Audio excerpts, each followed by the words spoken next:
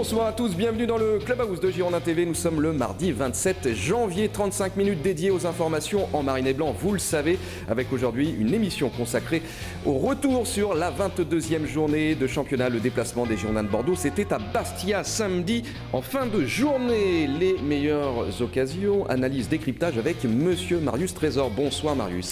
Bonsoir Emmanuel, amis abonnés, bonsoir. Tout de marron vêtu avec une très jolie casquette. Avec vous, mon cher Olivier. Bonsoir, Olivier. Bonsoir, Emmanuel, ou Garou. C'est un peu ça ce soir, effectivement. Et bonsoir, Marius. Vous n'êtes pas dans Bonsoir, Olivier. Mais absolument il faut dire à nos abonnés que Roxane a subi une petite opération. Oui, voilà, exactement. Voilà, Roxane qui était remplacée par Olivier Faure. Bien. Ouais, effectivement. Voilà. C'est bien réussi quand même. Vous l'avez compris, donc une émission placée ce soir sous le signe de l'humour.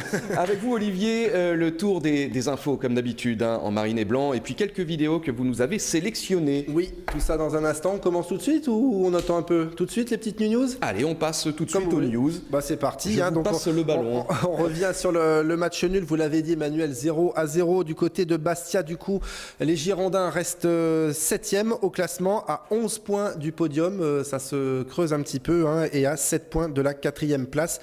Attention donc à ce que l'écart ne se creuse pas trop.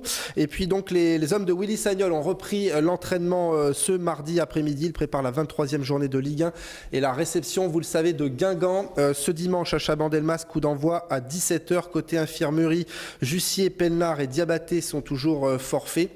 Ça devrait aller mieux pour Julien Faubert qui était absent et Thiago Ilori qui devrait normalement retrouver le groupe. Et puis des nouvelles de la CAN avec une bonne nouvelle pour les Girondins, c'est l'élimination du Gabon. Poko donc devrait revenir dans le courant de la semaine, on l'imagine, puisque le Gabon a perdu face à la Guinée équatoriale. En revanche, la Tunisie de Wabi Kazri est qualifiée, elle, pour les quarts de finale. Et puis à suivre donc ce soir le Sénégal qui affronte l'Algérie. Match important pour Lamine Sané et Henri CV. Un match nul suffit au Sénégal pour se qualifier. Et puis le Mali d'Abdou Traoré affrontera demain la Guinée. Tout le monde a 2 points, je crois. Tout le monde a 2 points, exactement le même goal average. Tout est impeccable. Au Sénégal ce soir. Oui, Sénégal, oui. Ils sont premiers avec 4 points.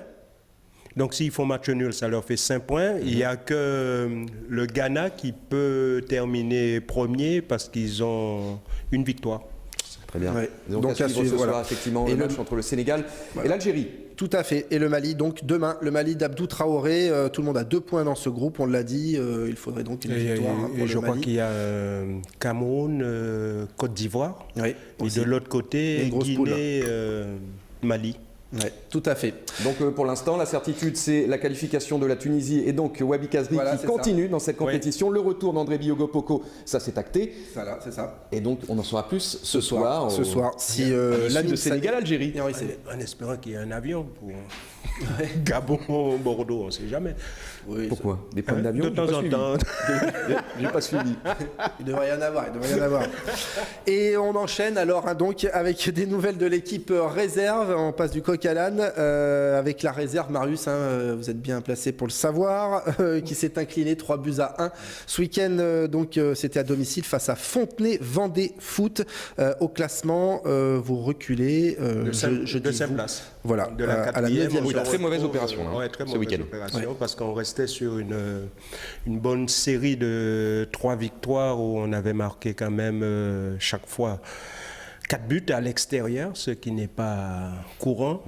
Malheureusement, avec l'effectif pro, il y a des joueurs qui sont partis avec l'équipe à Bastia et la CFA s'est retrouvée un peu affaiblie, surtout défensivement. Du coq à l'âne, si j'ai bien compris, ça fera plaisir à Patrick Battiston, le bonnet d'âne pour ce week-end. Il sera content.